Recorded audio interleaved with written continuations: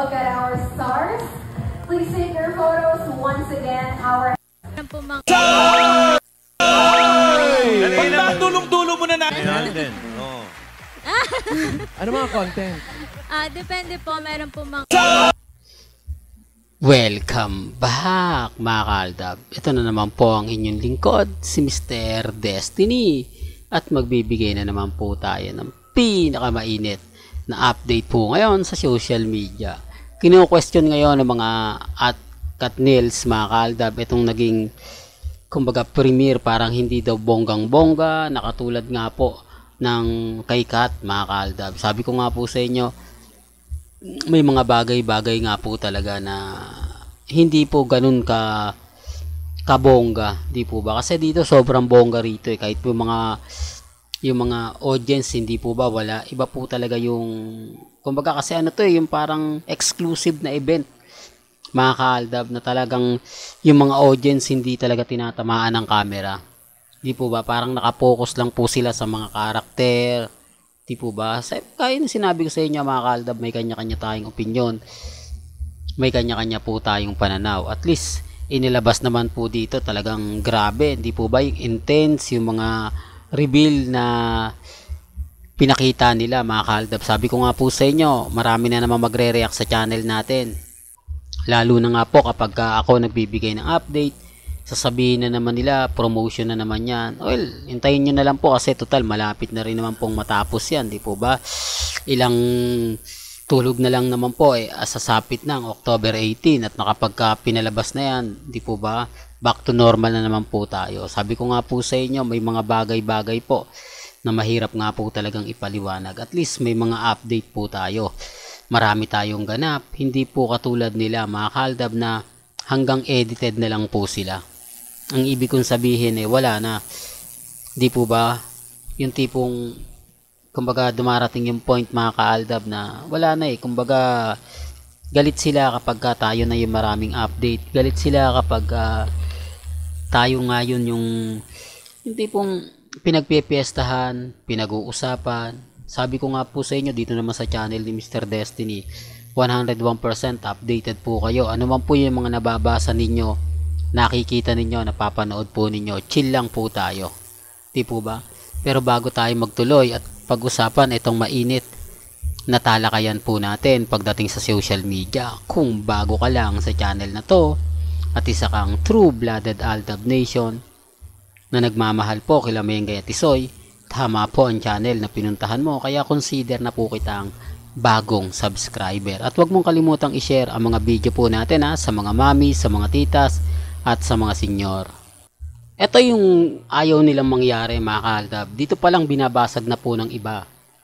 Di po ba? Sinasabi ko lang po ito para lang po sa kaalaman ng lahat. Di po ba? Na may mga ganito pong update pagdating po sa social media. Gaya nga po ng pinapaliwanag ko kung ano lang po yung trending at pinag-uusapan. Talagang sabi ko nga po sa inyo, chill lang tayo. Di po ba? At dito tayo ngayon kay Alden at kay Min. Grabe po mga kaaldab, hanggang ngayon topic pa rin po tayo. Bakit daw po yung Aldab hindi nagbabago? Bakit daw yung Aldab hanggang ngayon matatag at kampante? Parang hindi daw po tayo apektado sa mga naging kasalan nga po ni Congressman Spotted at ni Mengay.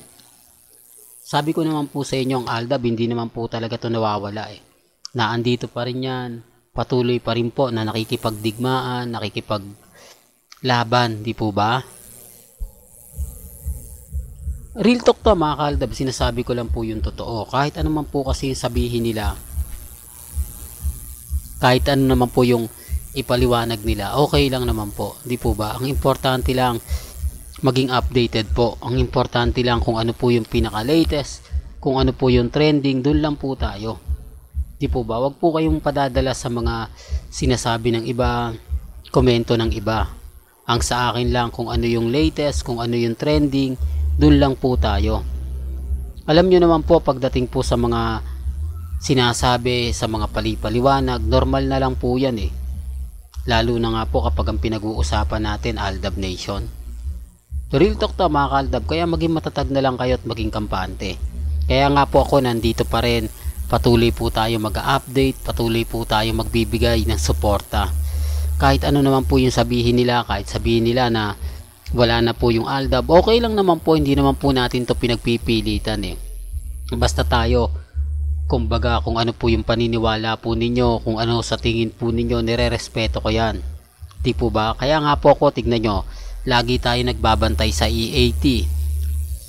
Lagi tayong tumitingin sa Instagram, sa Twitter, sa Facebook. Kapag may mga bali-balita at pag may nakuha tayong info, agad-agad ko naman pong ibabalita sa inyo. Sa ngayon, ang pinakamainit, ito talagang pelikula ni na Alden at ni Julia Montes. Hindi naman lingid sa inyong kaalaman yan na talagang nagtrending at talagang pinagpepiestahan.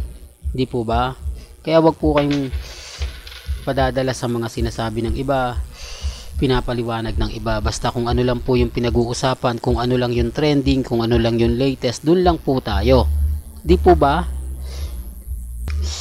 I-remind ko lang po dun sa mga taong dumadaan sa channel natin, sa mga bumibisita, sa mga nagsasabi ng ganito, ganyan, okay lang po yan. Basta kung ano lang naman po mababalitaan ko, lalo na po mamaya, siyempre ang daming komento na yan, lalo na po ngayon, na talagang pinag-iinitan si Alden Richards at si Julia Montes.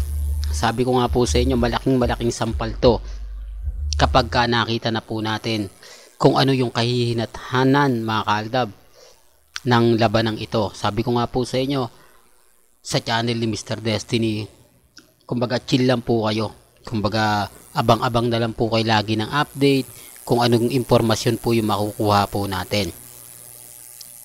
Sabi ko nga po sa inyo, pagdating kay Mengay, kay Alden, hindi po tayo magpapatalo, hindi po tayo magpapa-apekto.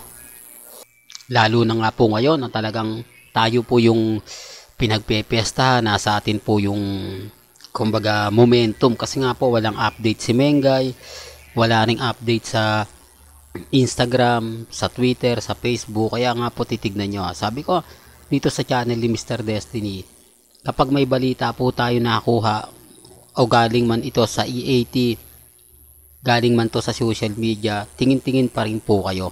Kasi hindi naman po 101% na lahat ng mga nakikita po ninyo legit siya.